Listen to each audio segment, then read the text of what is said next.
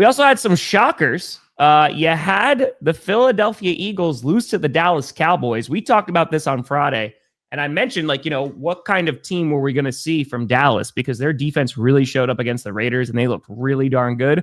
But it's the Raiders, and as indicated by the Cleveland Browns winning this week, just about anybody could beat the Raiders. That being said, 21-0. The Eagles were up in that game. And Scooter, I logged in when it was 21-0, and I was like, oh, that's tough, buddy. I was in the midst of editing and shooting, the post game and stuff. That's tough. And he's like, listen, we're about to come back. We're about to do it. The usual Scooter things. And when they won that game, he was just like, nobody believes. It was top-notch cinema. Yeah. But yeah, that's a pretty big collapse for the defending Super Bowl champs.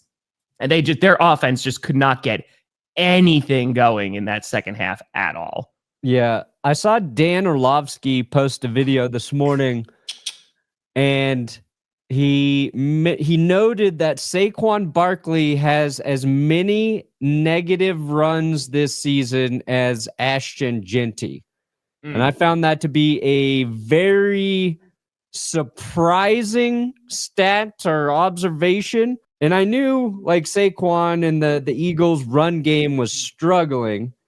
And there was a tough fumble late, Saquon's first fumble of the season in this game that really probably cost the Eagles a chance to win, even though they had multiple chances after that, including the punt return that was also fumbled because of is that Elijah Clark running down the field after just getting assaulted over and over again on his way down. But yeah, watching, and we don't have a ton of examples in NFL history. And once a guy rushes for 2,000 yards in a season, they don't rush for 2,000 yards the following season. We know that. We expect that. But the fall off, the drop off is a lot. Run game is just fucking bizarre at this point. And credit the Cowboys for not giving up. Dak played pretty well. Would have played better if CeeDee Lamb didn't drop, I think, three passes in this game. George Pickens was a nightmare for the Eagles defense. Yep. It was a good game. It was a fun game. Yeah. I mean, unfortunately for the Eagles, you have the same issues, right, that keep on popping up, where it's just okay, in the first half, you're just okay, cool, they're back now. Again, the run game is not great, but they are back, up 21-0. And then was it Mikey on the chat yesterday was just they didn't even put their foot off the gas. They left the car. They were just no, we're not going to do this. It's no, they parked that car in the garage. They shut the garage door. They left it running. And they died. Yeah. They died of carbon monoxide poisoning. Be careful this winter, folks. Yeah. And dude, I know we've said it throughout the season, but holy cow, George Pickens for the Dallas Cowboys has been a revelation. Yeah. He had a great game last week too, but this game, dude is just, first of all, he never gets tackled. He's going to get a few extra yards, and I always appreciate that. But they have desperately needed a wide receiver too. They brought in Brandon Cooks. It didn't really work out. And George Pickens, the great thing is when CeeDee Lamb was hurt, right, he could be a wide receiver one. He could get those wide receiver one carries, but him on the field with CeeDee Lamb, it just creates such a mismatch for that defense, and he was phenomenal. He is a wide receiver one in this game. Yeah. Sure the fuck wasn't CeeDee Lamb. Yeah. And CeeDee was, he was fine.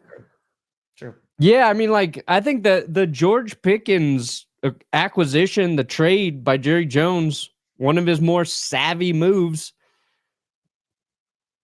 It's you got Pickens, you got Quinnen Williams in there. If they were able to do those two things and keep Micah Parsons, we would be saying Jerry Jones is back. All the other GMs out there better watch out for sneaky Jerry Jones, because he is popping glory holes all throughout the NFL.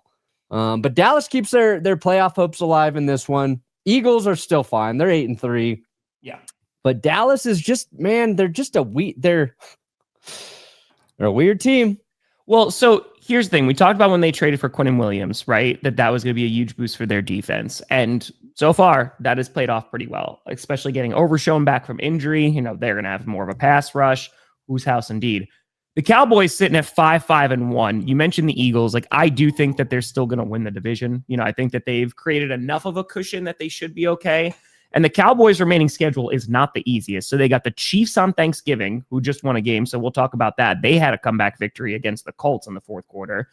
Then the Cowboys have the Lions right after that. So that is going to be a challenging game. And they don't really get any time off, too, because it's the following Thursday game. So they literally just have a week. So they don't even get extra credit just for, you know, playing this Thursday. Then they got the Vikings. They should be able to beat the Vikings. They got the Chargers. That'll be a tough game. You know, Hampton should be back. Then the Commanders and the Giants. And the Giants, as have shown, Lions fans are like, oh, Packers barely beating the Giants. Real quiet today. Real quiet today. Okay. But it feels like, and I mentioned this when they made the Quentin Williams trade, unless they can win against the Chiefs and the Lions, which is possible, but it's going to be difficult. It seems like heading into next year with more draft picks that, oh man, maybe the Cowboys are going to make some noise. They're going to have to re-sign George Pickens, but watch out. I think they're at least going to be a problem, you know, in the NFC. And I feel like depending on how the rest of the season goes, they could still be vying for that playoff spot, but it's very competitive right now. The NFC is pretty stacked. I'm not going to buy into the Cowboys until they're able to draft one more Tyler for their offensive line. That's fair. In fact, if it's not 5 Tylers, they'll never win. They need all Tylers. They need all the Tylers. Yeah. Anytime there's like a Cowboys penalty on the offensive line, in my head, I'm just like, it's on a Tyler. It's Tyler. It's Tyler's fault. It's freaking Tyler's fault.